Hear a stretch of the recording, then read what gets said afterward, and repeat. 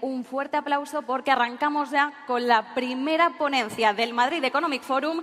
Marcos de Quinto, ex vicepresidente ejecutivo mundial de Coca-Cola, ex diputado y portavoz económico de Ciudadanos.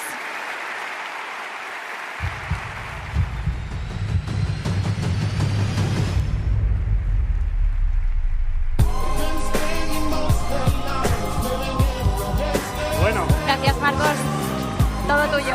Muy bien. Buenos días, madrugadores.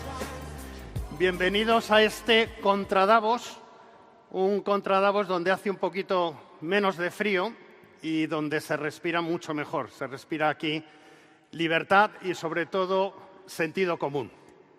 Yo quería dar las gracias a un señor que en Zamora hace un tiempo, en una conferencia que di, me hizo una pregunta, y era una pregunta a la cual no tenía respuesta de inmediato. Y esta era la pregunta: ¿por qué la mayoría de empresas, grandes empresas, algunas medianas, han abrazado la cultura woke y la Agenda 2030? Y me quedé bastante pensativo. Yo en algún momento pues he dirigido una multinacional y le respondí esto. En principio porque toda empresa aspira a ser percibida como una empresa que contribuye a un mundo mejor. Luego, eso está muy bien. El problema radica en quién narices define que es un mundo mejor. Y lógicamente, si los que definen que es un mundo mejor es la izquierda, pues ahí está, pues todo el mundo apunta a las mismas majaderías. Porque la izquierda dice que un mundo mejor es un mundo sin CO2, aunque la gente pase frío, o que un mundo mejor es un mundo sin fronteras, aunque aumente la inseguridad, o que es un mundo igualitario, donde unos se esfuerzan y otros viven del cuento, y no me refiero a los sindicatos solo, y donde un mundo de cuotas, pues donde están primero esas cuotas que no la gente que tiene el mérito. Lógicamente, lo que estamos sufriendo es un consenso que se nos ha impuesto, sin que hubiera debate, sin que hubiera un debate abierto. Y nunca sabemos, oye, ¿cómo ha surgido todo eso? ¿De dónde? ¿Quién ha votado a los que elaboran estas cosas?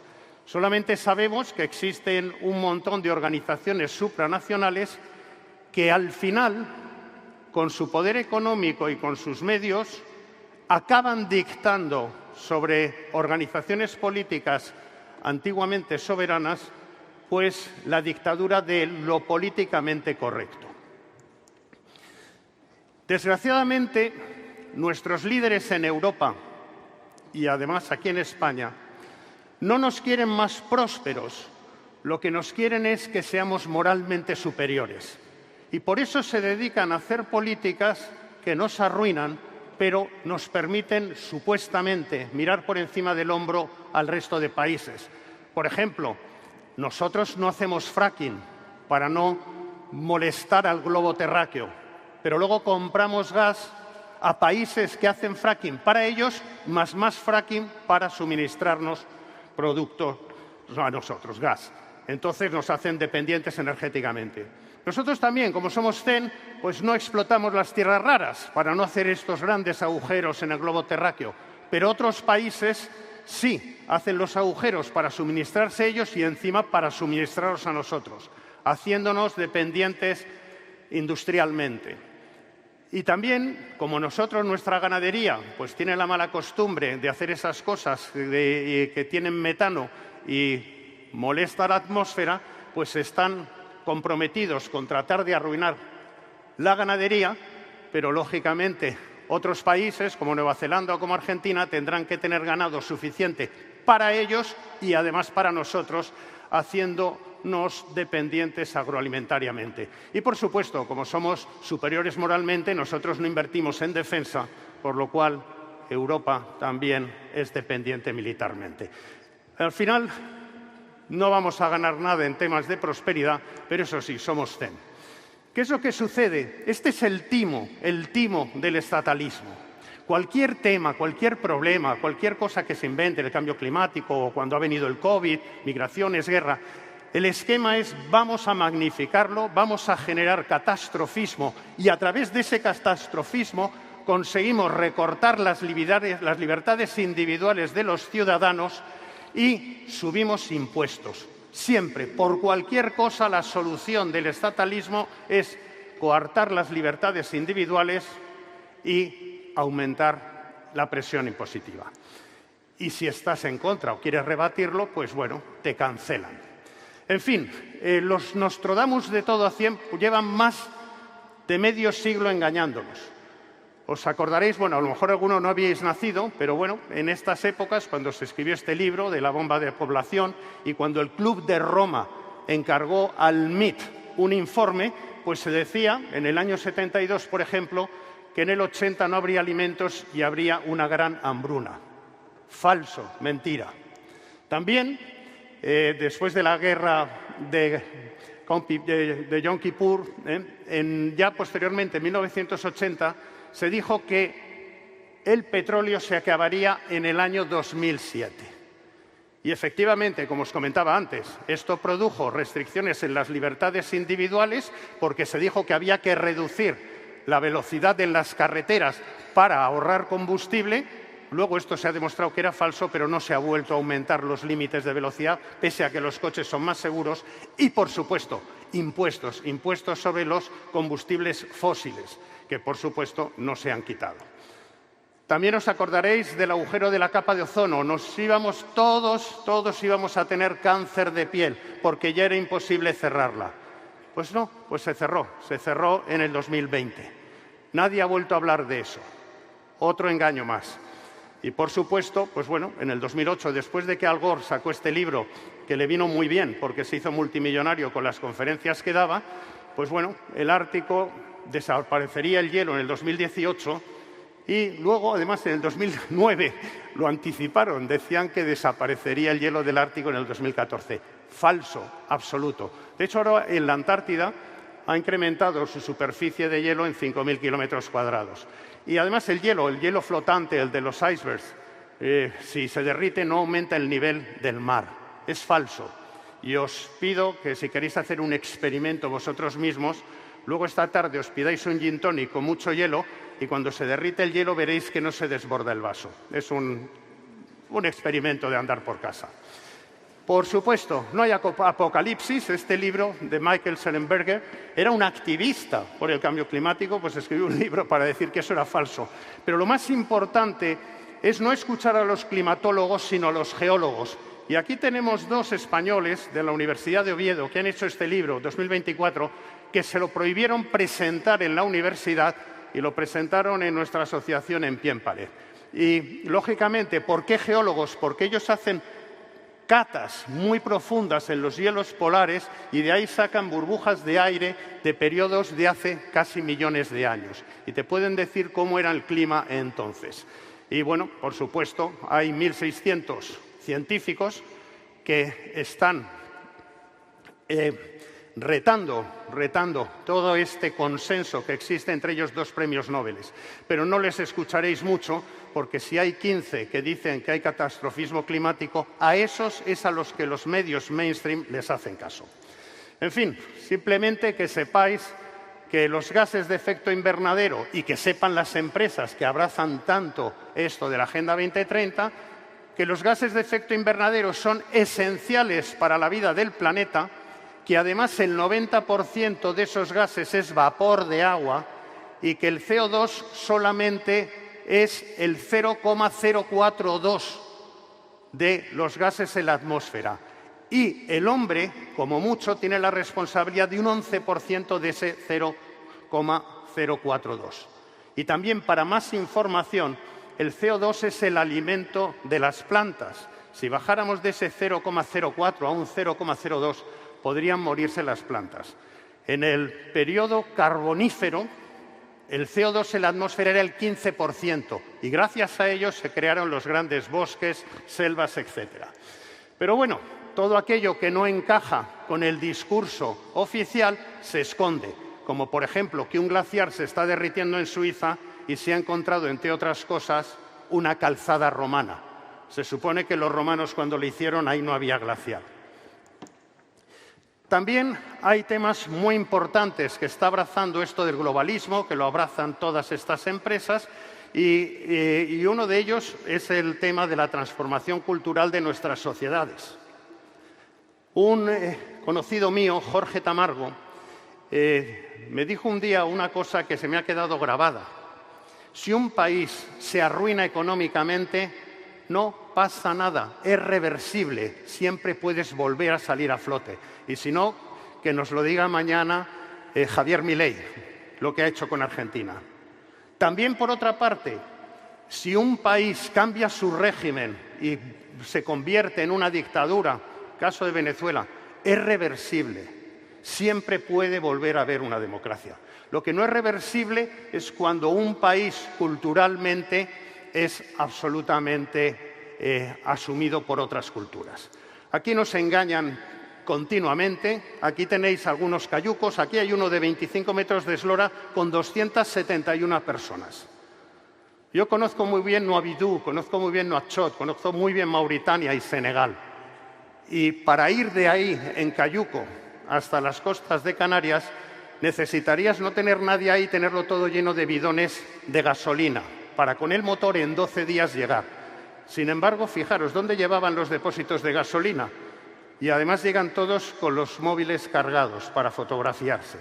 Como todos bien sabéis, pues son el negocio de las mafias en las cuales participa nuestro gobierno. Las mafias cobran a esta pobre gente, los llevan con un buque nodriza, luego llaman al Open Arms, al Open Uber, y le dicen longitud y latitud, y curioso, con lo grande que es el mar, siempre estos tíos es que los cogen y saben dónde están y los recogen en ese momento. Luego Cruz Roja cobra por recogerlos, ponerles esa mantita roja, y posteriormente tienen montadas las ONGs el negocio de cobrar 5.000 euros por inmigrante y mes, algo que no cobra ni un diputado. Y, por supuesto, luego nos venden que son refugiados. Yo he tenido en casa a un par de familias ucranianas y cuando vienen refugiados, de verdad que hay que conocerlo porque están en guerra. Los hombres se quedan en la guerra y vienen aquí las mujeres, la abuela con los niños. Estos de aquí, pues no. ¿Qué pasa? Estaban en guerra sus países y entonces han dejado a la madre, a la hermana, allí que se peleen con las ametralladoras y ellos se vienen. Es curiosísimo. Y sobre todo, cuando vienen refugiados, vienen con su documentación, no la rompen por el camino para que no se sepan sus antecedentes. En fin, si tenemos que asumir que la inmigración sí o sí va a venir, mi recomendación es decirle a Álvarez que en las costas de Mauritania ponga un chiringuito y que cobremos nosotros directamente los 5.000, 4.000 euros de cada uno de los ilegales y por lo menos rebajamos la deuda del país. También es curioso porque la conferencia episcopal, que yo no sé si está en un proceso de wokización, pues pide al Partido Popular y al Partido Socialista que aceleren lo que es la regularización de 500.000 de inmigrantes. Yo creo en este sentido que nosotros lo que tenemos que hacer es aprender de las best practices. Y hay un país en Europa en el cual la natalidad es más baja que en España y está manejando la inmigración de manera impecable: el Vaticano. El Vaticano, lógicamente, hay una natalidad baja y sus trabajadores pues hay que reemplazarlos. Pero qué curioso, en el Vaticano consiguen que todos los nuevos trabajadores que se incorporan compartan los mismos valores y principios que hay en el Vaticano. Luego, el Vaticano tiene un riesgo de islamización cero. Es muy difícil ver gente con una alfombrita y rezando de cara a la Meca en la plaza de San Pedro. ¿Cómo lo han conseguido? Lo que nos tiene que decir la conferencia episcopal es cómo lo han conseguido ellos para poder importar sus ideas. En fin, como os decía, el problema es que ese mundo mejor que nos han fabricado y que nadie ha dado una alternativa es lo que está haciendo que muchas empresas se abracen a esa Agenda 2030. Y, lógicamente, lo que tiene que haber es un mundo mejor alternativo a este mundo mejor del gran hermano, donde nos quieren imponer la moneda digital en los bancos centrales, donde va a haber censores que van a impedir discursos libres, donde quieren control facial en las ciudades, donde nos van a tratar de cambiar nuestros hábitos alimenticios, donde además desde entidades, como sucede en la Unión Europea, cuando no les gusta el resultado de unas votaciones, pues te anulan esas votaciones, como han hecho en Rumanía, y sobre todo el recorte de derechos. Nuestros antepasados, nuestros abuelos tenían más derechos.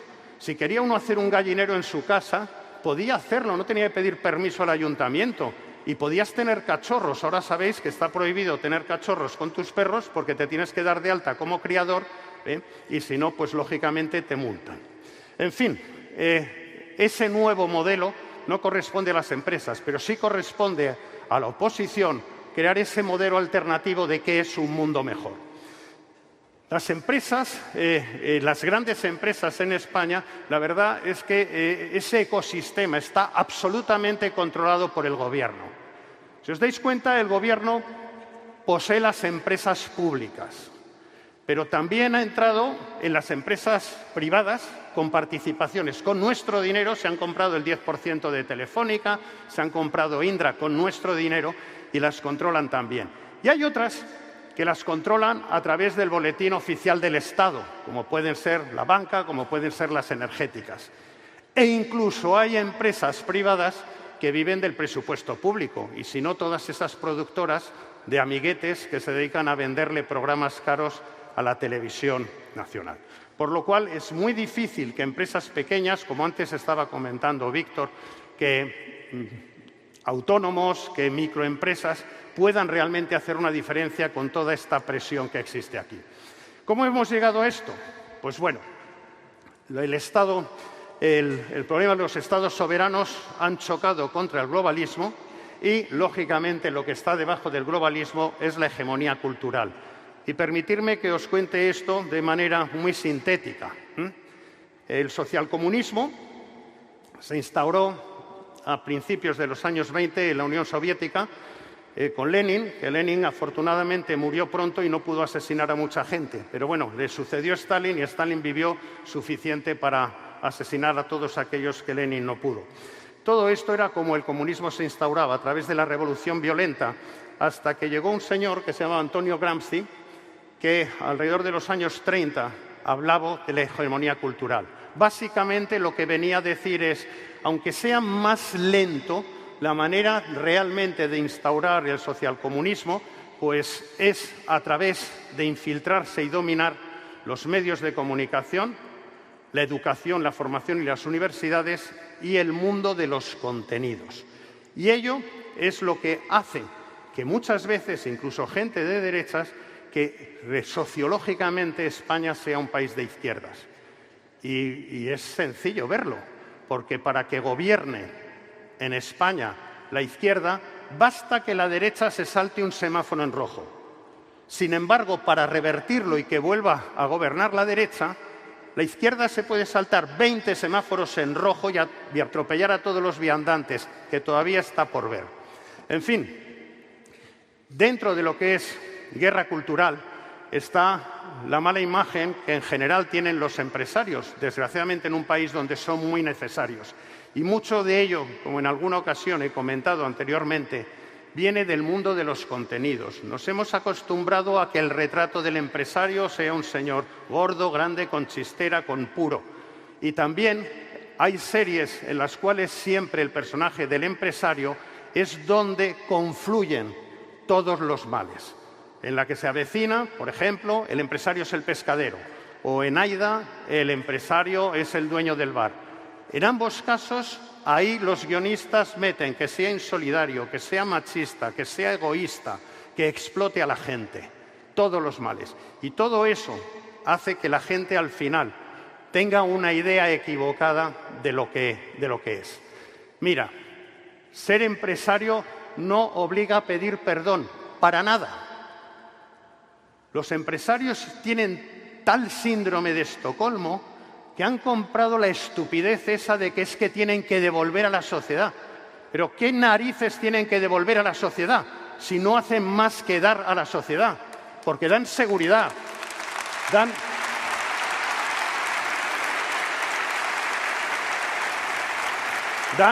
dan formación, dan autoestima y además contribuyen con las cotizaciones sociales y contribuyen con los impuestos. No tienen que pedir perdón ni devolver nada a la sociedad. Quienes tienen que devolver a la sociedad son estos golfos. Estos golfos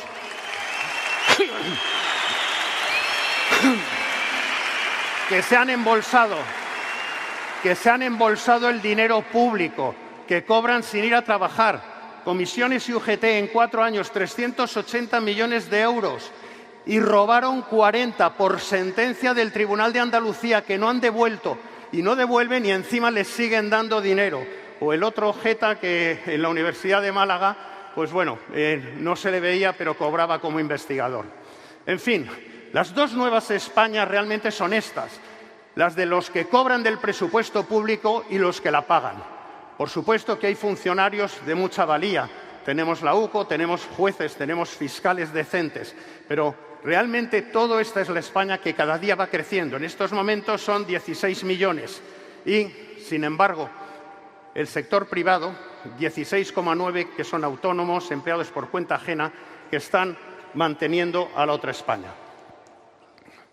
En fin, cuando ya todo parecía perdido, que cayó el muro de Berlín, vino este filósofo argentino, Ernesto Laclau, para dar una vuelta de nuevo al relanzamiento del socialcomunismo.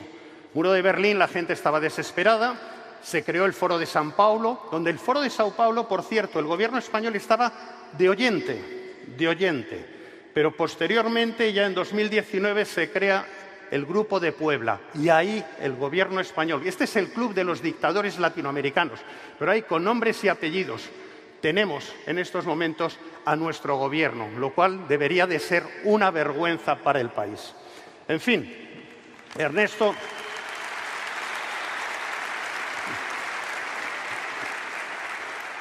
Laclau, este filósofo argentino, de alguna manera echa un salvavidas, genera el concepto del postmarxismo y echa un salvavidas al comunismo que estaba en esos momentos en boga. ¿Qué viene a decir Ernesto Laclau? Muy simplificadamente. Viene a decir que la lucha de clases ya no vende un colín, que ha caducado como un yogur. Pero, sin embargo, el esquema opresor-oprimido sigue teniendo vigencia. Por lo cual, lo que hace es que la izquierda se apropie de todas las pequeñas causas que existan, incluso si se pegan entre ellas, con el esquema de opresor-oprimido. Y de esa manera, pues se hacen con el feminismo, oprimida la mujer, opresor el heteropatriarcado, con los colectivos LGTBI, pues oye, oprimido los colectivos LGTBI, opresor los heterosexuales, el clima, por ejemplo, opresor el capitalismo, oprimido el planeta, etcétera, etcétera, etcétera. Cualquier causa le colocan esto. Y muchas de estas causas encima se dan de tortas entre ellos. Por eso yo le llamo la teoría del pincho moruno, porque ahí colocas cosas que no pegan. Oye, la piña, el cordero, el pollo y el pimiento. Lo que sí es que el pincho es el anticapitalismo. Y esto es lo que en estos momentos está jugando la ultraizquierda. Y esto es lo que realmente es la base de ese globalismo y es la base de la mayor parte de cosas que estúpidamente muchas empresas abrazan. El capitalismo, su foco, está en generar riqueza y progreso, aunque sea de forma asimétrica. Porque mientras haya progreso, da igual que sea de forma asimétrica. Por ejemplo, si todos los de este lado mañana aumentarais vuestros ingresos en un 20%, fenomenal, ¿no? Y si los de este lado lo aumentáis en un 50%, fenomenal también. Habrá aumentado en estos momentos la brecha, pero todos han progresado.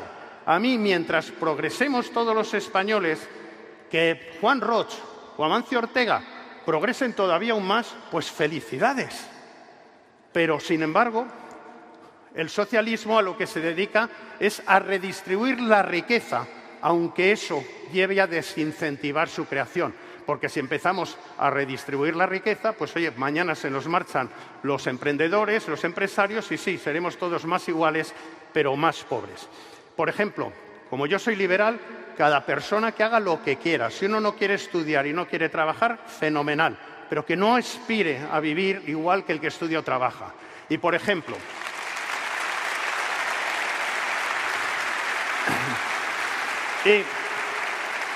Y también como liberal, es decir, aquí hay 3 personas que hemos estudiado en la Universidad Complutense. Yo estudié en la Universidad Complutense Economía. Savater estudió Filosofía en la Complutense. Y Pablo Iglesias estudió en la Complutense lo que quiso, Ciencias Políticas. Hemos sido libres, hemos tenido ocasión de trabajar. Y cada uno ha hecho con su vida lo que quería. Lo que ha hecho con su vida Savater, oye, ha sido escribir libros y ha conseguido mucho prestigio. Yo he trabajado de sol a sol y he conseguido dinero. Y Pablo Iglesias pues ha conseguido maravillar a sus alumnas y tener muchas parejas. Ha sido un gran don Juan. Cuando llega la hora de repartir, resulta que solo se quiere repartir lo mío. ¿Por qué no me da prestigio Savater o por qué no me pasa una novia Pablo Iglesias? Bueno, no, es una mala idea. Pero solo resulta, es el dinero, es el puñetero dinero lo que quieren. Muy rápido, yo me contaminé con Henri Lapage, que es uno de los fundadores del anarcocapitalismo, cuando tenía 20 años. Bueno, Henri Lapage decía que aquí no tenía que haber ni ejército, que había que sacarlo a subasta, como la contrata de basuras, etc. Pero bueno, siendo a empresas de seguridad, por supuesto, privadas, era todo para privatizar. Pero bueno, de alguna manera, Milton Friedman pues habla de que por lo menos un Estado se tiene que encargar de la defensa, de la seguridad interior y de la justicia. Entonces, fijaros una cosa, ¿por qué España es realmente un país realmente socialista? Porque cuando tú miras cuál es la situación de la seguridad en España, de la defensa y de la justicia, ves que no se ha invertido nada. Tenemos una defensa que es anticuada y obsoleta. Los cuerpos y fuerzas de seguridad, ya vimos lo que pasó en Algeciras, que tenían esta lancha hinchable, y cuando vas a un juzgado y ves todos los legajos, dices, aquí es que no le importa. Y ha habido aquí gobiernos de izquierdas y de derechas, pero han desatendido lo que sería la prioridad en lo que se tiene que ocupar el Estado. Sin embargo, el socialismo, como se fija en la redistribución, ¿dónde invierte? En la agencia tributaria. Y te encuentras que tenemos una de las agencias tributarias más modernas, más sofisticadas, incluso la DGT, que te ponen una multa en Vigo y la recibes inmediatamente la notificación. Ahí es donde han invertido, en el reparto. Voy a pasar esto y simplemente quería, porque veo que me quedan pocos segundos, para terminar hablando del Gobierno. Un momentito. Es decir, nunca gente tan poco preparada han manejado tanto dinero como el que están manejando. Estamos viviendo un récord de recaudación de impuestos. Por otra parte, nunca hemos tenido acceso a tantos fondos europeos como los que tenemos ahora. Pues no les basta porque con todo ese dinero encima la deuda crece. Y la pregunta es, ¿dónde están metiendo todo ese dinero? Porque no han hecho vivienda pública, no han hecho grandes obras de infraestructuras como poner en marcha el Plan Hidrológico Nacional, no han mejorado nuestro ejército y modernizado, los juzgados lo mismo, los trenes. ¿Qué han hecho con ese dinero? Y esa es una pregunta que nos tendríamos que hacer todos. Nunca un gobierno ha manejado tanto y no sabemos dónde está. Está por aquí mi amigo Pablo Cambronero, porque él está siguiendo día a día dónde va el dinero que cada martes, como si fuera el cupón de los ciegos, el Consejo de Ministros otorga a las más variopintas ONGs. Y, lógicamente, si le mandan 400.000 euros o 1.300.000 euros a una ONG de Honduras por el clima con perspectiva de género, vete tú a saber si esa ONG coge los 400.000, se queda con 20.000 y 380.000 se los envía a alguien. Porque si no hay fiscalización, puede que nos estén robando. Este es